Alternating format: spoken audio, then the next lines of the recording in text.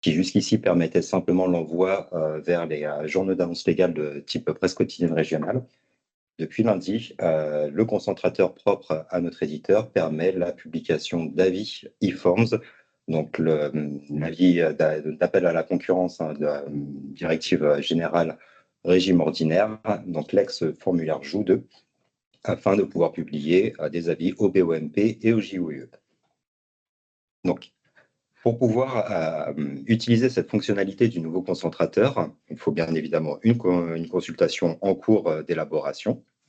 Et il faut, donc je vais rentrer sur une consultation déjà créée, il faut que les onglets identification, données complémentaires et lots, dans le cas où il y aurait des lots, soient complétés pour que le concentrateur puisse récupérer automatiquement l'ensemble des informations obligatoires techniquement pour l'envoi vers le JOUE et le BOMP. Donc, l'onglet données complémentaires et publicité sont classiquement inféodés à la question « Je souhaite publier un avis de publicité depuis la plateforme ». Donc, dès l'instant qu'on a coché cette case-là, on a l'onglet données complémentaires et publicité qui sont actifs. Donc, l'ensemble des champs à compléter sur l'écran d'identification n'ont pas évolué avec cette nouvelle version. Les champs de l'écran données complémentaires ont très peu évolué, mais il y a des nouveaux champs, notamment dans la partie liée à l'adresse et correspondant pour cet avis. Donc, des premiers champs avaient déjà été mis en place suite à une précédente montée de version liée au SIRET de l'organisme et au SIRET de l'organisme chargé des procédures de recours. Et deux nouveaux champs là sont actuellement vides pour ceux qui n'ont pas encore paramétré leur favori de publicité. C'est la forme juridique de l'entité et le secteur d'activité principal. Ces deux informations étant reprises dans les formulaires de publicité. Donc, lorsque l'ensemble des champs d'identification, données complémentaires et lots sont renseignés, lorsque l'utilisateur va directement à l'onglet publicité, le concentrateur va proposer en réalité de récupérer automatiquement les informations. Donc, on a la disposition ici, BOMP plus JOU via Atexo, c'est cette nouvelle fonctionnalité. Vous pouvez retrouver l'ancien module de publicité marché online si jamais vous voulez continuer à envoyer vos publicités via marché online.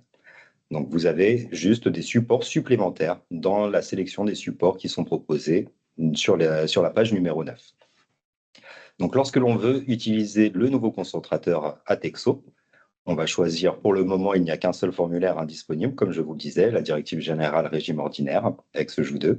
Lorsque je choisis mon formulaire, l'outil va travailler. On a une petite roue qui tourne pour récupérer l'ensemble des données provenant de la consultation. Lorsque les données seront récupérées, j'aurai confirmation. Voilà, ça vient d'arriver.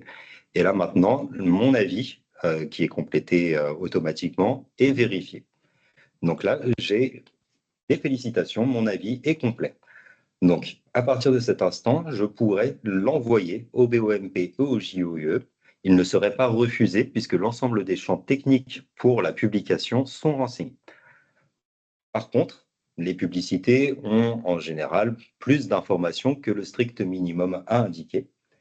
Vous avez donc la possibilité de modifier l'avis qui a été pré-rempli par l'outil. Vous avez la possibilité de visualiser l'avis tel qu'il est en l'état actuel. Si jamais je fais des modifications dans les écrans identification, données complémentaires et lots qui vont forcément modifier la publicité, je dois demander à une nouvelle récupération des données et donc je dois appuyer sur réinitialiser pour que le formulaire se remplace. Et pour toute modification manuelle, j'ai un bouton éditer qui me permet d'accéder à un formulaire de rédaction. Donc quand je clique sur éditer, un nouvel onglet apparaît. Et là, je vais retrouver un formulaire de rédaction e-form qui reprend une ergonomie un peu plus travaillée que celle du online. Donc, on va pouvoir vous détailler ça. Donc, vous pouvez naviguer d'une section à l'autre via les boutons section précédente et section suivante, et aussi directement depuis le menu situé sur la droite. On remarque instantanément que les lots vont être tous séparés, contrairement au bloc marché online où tous les lots sont dans une même page et il faut défiler pour passer d'un lot à un autre. Là, on peut retrouver très rapidement les informations à compléter dans tel ou tel lot. La séparation entre la partie contractante et prestataire des services et la procédure. Et chaque partie va posséder des sous-sections. Donc, si je vais dans la partie procédure, je vais avoir l'objet de la procédure, les conditions de passation, le détail de type de procédure, la distribution des lots. Donc, tous les boutons reprennent bien sûr les noms techniques du BOMP et du JOUE, que l'on retrouve aussi sur le site du BOMP.fr ou dans le module marché online. Et vous avez notre éditeur qui a fait un travail de traduction pour qu'on ait les termes en français, tout simplement pour pouvoir mieux renseigner le formulaire. Donc, au niveau des actions possibles sur ce formulaire de rédaction, vous allez pouvoir prévisualiser votre document en cours d'édition. Vous allez pouvoir exporter votre formulaire au format SVRL. Si vous avez des outils pour vérifier l'architecture schématron d'un fichier, vous pouvez injecter ce fichier ensuite dans votre vérificateur. Vous avez la possibilité d'exporter votre formulaire au format XLS. Vous avez la possibilité d'enregistrer. Pour chacune des modifications que vous pourriez faire, un bouton vérifier va vous permettre de vérifier, comme son nom l'indique, si un champ obligatoire nouveau apparaît ou pas, et si votre information est la bonne. Vous avez tout à droite un bouton valider. Ce bouton, alors je tiens tout de suite à vous prévenir, faites très attention avec son utilisation. Dès lors que vous aurez appuyé sur le bouton valider et que vous aurez confirmé la validation, l'avis ne sera plus modifiable. Par conséquent, il faudrait repartir à zéro si jamais il y avait une erreur. Et donc, s'il y a eu beaucoup de saisies manuelles, ça fait beaucoup de travail de perdu. Le bouton valider n'est pas obligatoire pour émettre la publicité. Donc, attention à l'utilisation de ce bouton. C'est si jamais vous voulez mettre en place un circuit de validation en interne, là, il a une utilité. Mais dans la pratique, il n'est pas nécessaire de valider votre avis pour pouvoir l'émettre. Donc, je peux vous faire un essai, par exemple, on va prendre, par exemple, en procédure, le détail du type de procédure. On va modifier quelque chose pour un FOD, le nouveau champ. Donc, par exemple, la procédure est accélérée, on va dire oui. Dès l'instant que la procédure est accélérée, je dois le justifier. Je ne vais pas renseigner ce champ-là, je vais vérifier. Un bandeau en haut va m'indiquer si la vérification est bonne ou pas. Et là, j'ai mon code d'erreur, justification de la procédure accélérée est obligatoire dans mon type d'avis, sauf si ma procédure n'est pas à oui. Donc là, comme ma procédure est à oui, elle est accélérée, je dois justifier, donc je dois renseigner le bouton 1351 procédure que l'on va retrouver ici. Donc là, il me suffit de mettre une justification, je fais ma vérification, et normalement, ça devrait être ouvert. Donc ça, c'est une petite astuce d'utilisation qui était d'ailleurs d'actualité aussi avec le module marché online. Dès que vous faites une saisie, appuyez sur le bouton vérifier pour simplement vous assurer qu'il n'y a pas un champ qui devient obligatoire à la suite de votre saisie. Et ce qui permet de compléter plus rapidement les champs les uns après les autres. Donc, une fois que mon formulaire est entièrement complété, il me suffit tout simplement de fermer la fenêtre pour revenir sur mon écran précédent de publicité. Donc, à partir de cet instant, vous pouvez remarquer qu'il y a un bouton « Envoyer ». Donc, attention à ce bouton, encore une fois. Tout dépendra de la règle de mise en ligne que vous allez choisir dans l'écran numéro 5, calendrier. Si vous utilisez la règle de mise en ligne qui est liée à la date de validation, c'est-à-dire une mise en ligne totalement manuelle, vous pouvez sans aucun souci envoyer votre publicité depuis l'écran publicité, puisque la consultation, il va falloir la mettre en ligne manuellement, en confirmant et en la validant. En revanche, si vous utilisez les règles de mise en ligne liées à l'envoi ou à la publication au BOMP, il faut que votre consultation soit en attente de validation avant que la publicité soit émise. Donc, on va imaginer là que je suis sur une de ces deux règles de validation. Je vais compléter entièrement ma consultation. Mon avis est entièrement repris. J'ai mis les informations complémentaires que je voulais indiquer. Je demande ma validation. À partir de là, donc si une de ces deux règles de validation a été activée, lorsque je cliquerai sur valider, en fait, je ne pourrai pas. J'aurai ici un petit bouton cadenassé. En revanche, excusez-moi. je peux retourner sur le bouton Autre action publicité, comme classiquement lorsqu'on utilise le module marché online. Et là, je retrouve mon avis en cours de rédaction et je vais pouvoir l'envoyer depuis le module publicité. Dès l'instant qu'il sera émis, si c'est la règle de mise en ligne que j'ai choisie, ma consultation est mise en ligne. Si j'ai choisi une règle de mise en ligne liée à la publication, dès l'instant que la plateforme récupérera l'accusé de publication émis par le BOMP, ma consultation sera automatiquement mise en ligne. Depuis cet espace de publicité, bien sûr, dès l'instant que mon avis sera publié, je pourrai rédiger un avis rectificatif. Donc, on peut faire un test. Lorsque l'on clique sur Envoyer, nous allons avoir à sélectionner le compte BOMP pour pouvoir être facturé, bien sûr. Donc là, on va choisir un compte test.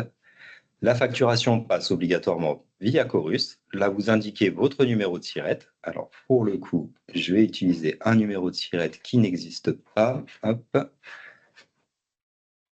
Donc, on va prendre celui-là.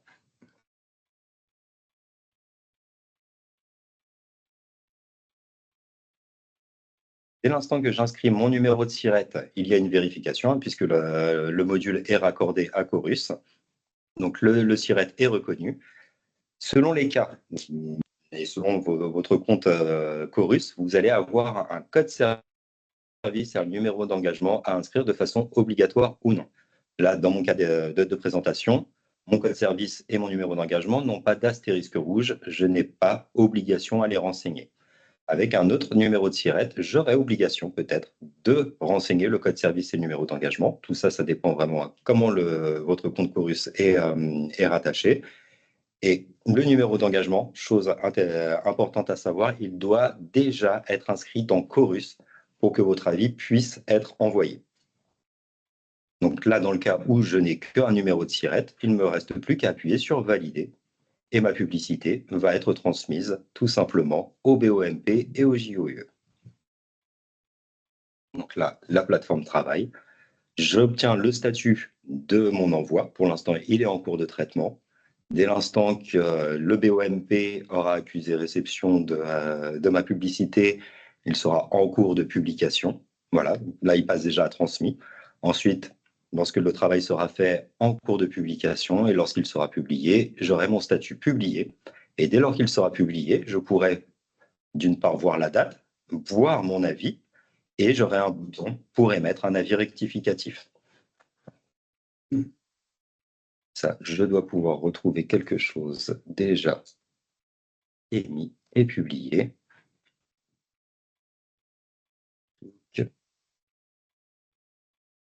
Si je vais ici. Donc là, j'ai déjà fait un avis rectificatif sur cette consultation-là.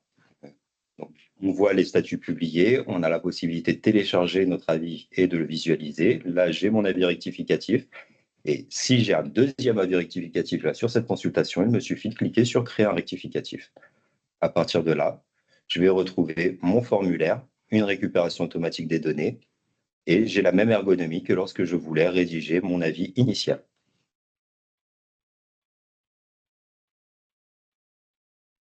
Ce serait possible d'envoyer, d'éditer, de réinitialiser. Là, ça n'a plus grand intérêt puisque je ne peux plus modifier ma consultation et je peux visualiser l'avis en cours. Si jamais je n'ai pas d'avis rectificatif à faire, j'ai une petite poubelle ici pour supprimer l'avis que je voulais rédiger. Donc, il faut vraiment faire attention sur la validation qui est proposée là, par l'outil. C'est une validation purement technique. Les champs obligatoires sont complétés. Ce ne sont pas forcément l'ensemble des champs obligatoires réglementairement.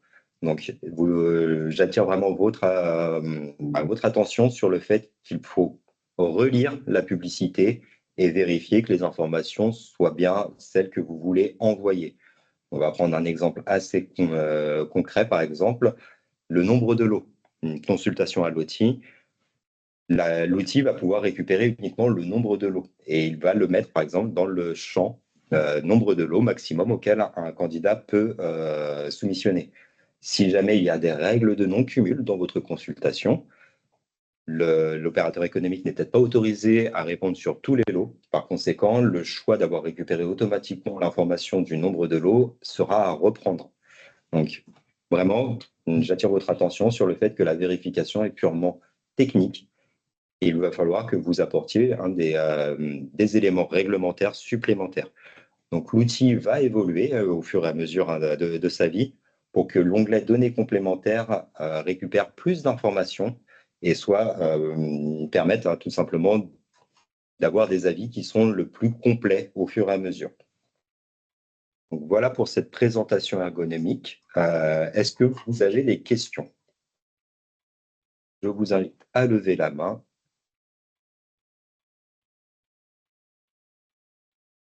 Et effectivement, une question dans la conversation. Oui, Ouais. Yael? T'as pas le son. J'ai pas le son. T'as pas le Bonjour. son depuis le départ. Si? Pas dans autre. Allô, allô? Ah, moi, je t'entends, Yael. Je pense qu'ils ont peut-être un petit Ouais, problème de c'est son. eux qui ont un problème de son. Ouais. Ah bah, je peux te poser ma question, Alors, il j'attends. semblerait que je ne vous entende pas. Paramètres audio.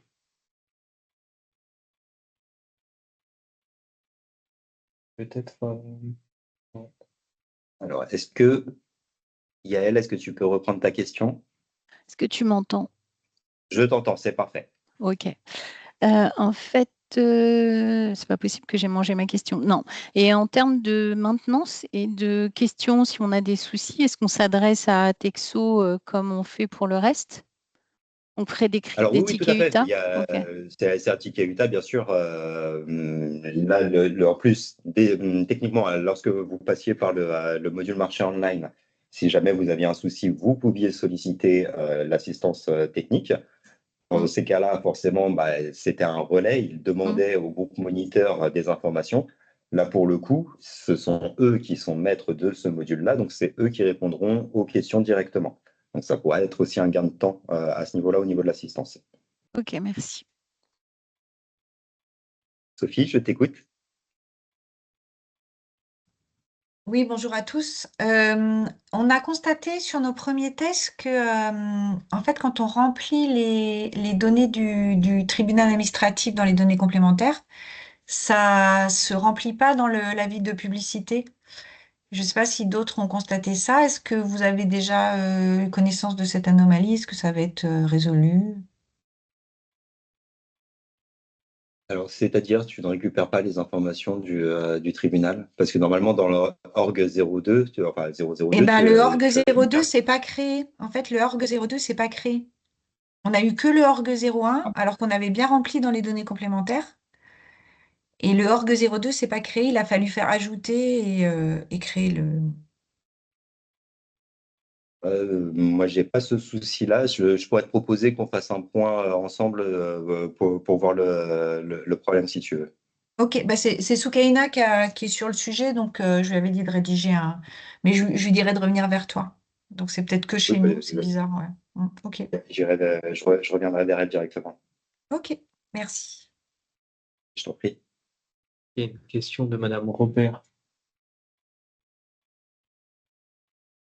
Est-ce possible d'utiliser ce module pour préparer un avis d'attribution sur un marché dont l'avis initial a été publié avant cette mise à jour? Alors, pour le moment, nous n'avons pas les avis d'attribution sur ce module-là. On n'a vraiment que l'avis d'appel à la concurrence et en plus pour le régime ordinaire, donc l'ex-joue 2. Notre éditeur va nous livrer successivement les différents formulaires pour avoir un package total d'ici le mois de juillet. Par contre, techniquement, si vous avez publié un avis initial, imaginons depuis marché online, pour éditer l'avis d'attribution, là, je ne peux pas encore vous répondre puisque je n'ai pas encore vu le comportement avec cette livraison-là. Mais à mon sens, vu qu'on peut sélectionner depuis l'écran publicité, ça devrait être possible. Mais ça, je ne peux pas encore vous répondre. Ce sera vérifié et ce sera bien sûr communiqué dès lors qu'on aura les avis d'attribution pour savoir si on peut émettre un avis d'attribution sans avis initial, comme on peut le faire par exemple avec Marché Online. Est-ce que ça a répondu à votre question, Madame Robert?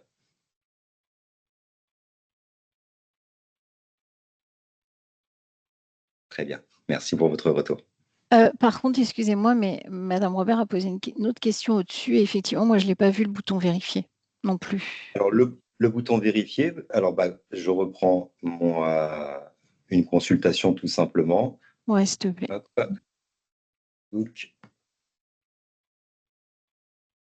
c'est lorsqu'on est sur le formulaire d'édition de notre consultation. Donc, hop, modifier.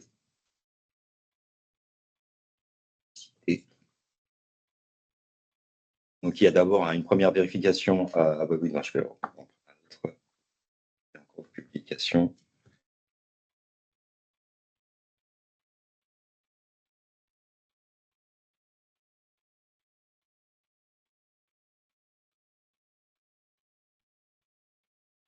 Lorsque je vais éditer mon formulaire, à droite de mon écran, je ne sais pas si vous voyez ma souris qui entoure le bouton vérifier. Ouais, mais du coup, c'est hyper proche de valider, hein. C'est très, très, très proche. Et c'est pour ça qu'il faut faire attention, justement, en plus avec ce bouton valider qui ensuite ne permet plus de modifier quoi que ce soit. Ok, merci. Peut-être, Sébastien, qu'on pourrait proposer effectivement une amélioration ergonomique là-dessus, sur un code couleur, peut-être sur le bouton vérifier, ou sur une pop-up en termes de validation, si on clique sur le bouton valider, de mise en garde, en fait, tout simplement, de l'utilisateur qui est sur le point de valider. Ouais. Je Ouais, pense je que crois, c'est- parce que ça, je pense qu'on va en avoir des erreurs, même si tu alertes. En plus, ils sont assez similaires, les boutons, je trouve. Ouais, ils sont très proches, Et ils sont très effectivement. proches, ouais. Et ils commencent pareil en plus, donc c'est vrai que ça peut être une petite chose qu'on peut remonter, ça. Bien sûr. Et là, pour vous montrer un comportement lorsque je valide, je n'ai pas de confirmation. Et là, voilà, je n'ai plus aucun bouton, je ne peux plus enregistrer, je ne peux plus vérifier. Donc, vraiment faire attention avec ce bouton valider.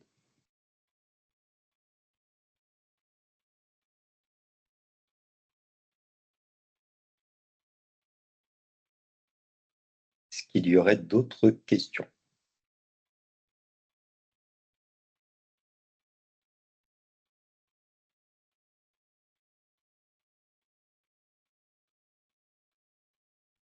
S'il n'y a pas d'autres questions, Sébastien, peut-être donner un peu de visibilité sur les prochaines étapes Oui, en termes de sur développement sur les livraisons, bien sûr. Ouais. Et là, en fait, Yanis, qui est avec moi, a une question. Oui, tu sais, quand tu es sur le formulaire là et que tu as validé, est-ce que si tu appuies sur le bouton réinitialiser, et après que tu retournes sur éditer, est-ce que le bouton valider revient? Excellente question, on va faire le test.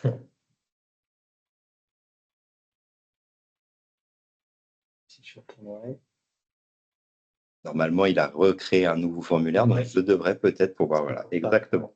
Donc, Yanis vient de nous trouver une solution au blocage lorsqu'on appuie sur valider.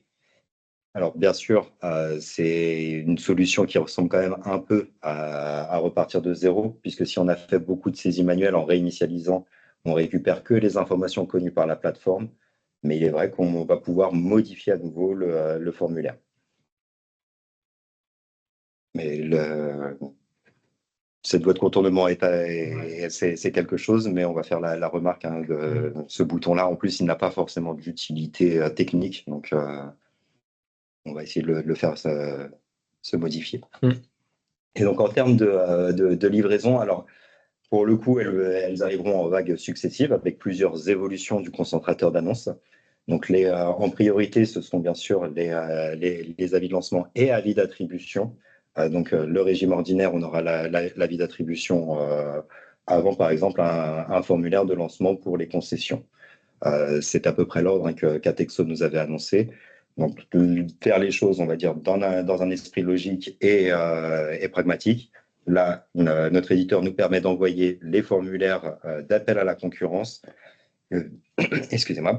Le premier formulaire qui sera nécessaire pour ceux qui auront lancé des publicités avec ce concentrateur-là, ce sera de pouvoir envoyer des avis d'attribution. Donc, c'est une des premières livraisons. Et ensuite, successivement, on aura plusieurs formulaires, un peu comme avait fait le groupe Moniteur au moment de la bascule au eForms. On n'avait pas tous les formulaires au démarrage et où ils étaient livrés en lots différents. Là, on va avoir à peu près le même schéma et on devrait avoir tout d'ici la fin du mois de juin.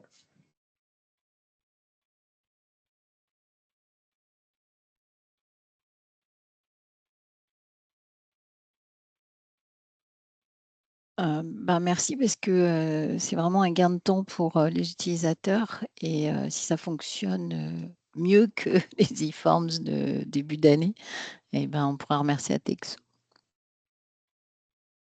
Tout à fait. En termes d'ergonomie, hein, notre éditeur a travaillé justement à reformuler les messages d'erreur pour qu'ils soient le plus compréhensibles possible. Donc, ce sont bien sûr des codes d'erreur qui sont envoyés par le BOMP, donc avec certaines spécificités techniques. Hein, les champs apparaissent bruts, mais ils sont encadrés par des phrases pour essayer de mieux comprendre les choses.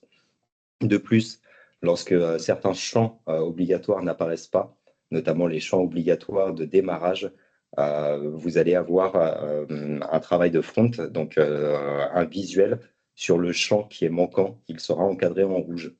Donc, pour tous les champs qui deviennent obligatoires suite à une modification, comme j'ai pu vous le montrer avec la procédure accélérée, là, le nouveau champ obligatoire n'est pas marqué en rouge. Mais par contre, si je n'avais pas renseigné dans mon onglet données complémentaires une information liée à la durée, par exemple, qui elle est reprise dans mon formulaire, le champ durée aurait été encadré en rouge et donc j'aurais pu le retrouver beaucoup plus facilement.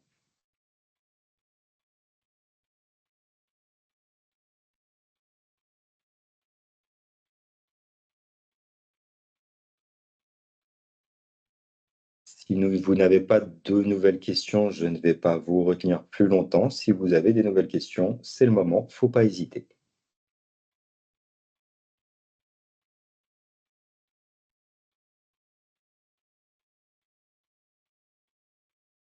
Je t'en prie, Yael. Merci à toutes et tous pour votre attention. Si jamais vous voulez, il y a une deuxième session de ce webinaire qui sera organisée mercredi. Donc, si vous le souhaitez, vous pouvez aussi vous inscrire à ce webinaire pour une deuxième session. Je vous souhaite une très bonne fin de journée. Si jamais vous avez les moindres questions, vous n'hésitez pas à revenir vers nous. Bonne journée et bon week-end. Au Bonne revoir. journée, bon week-end.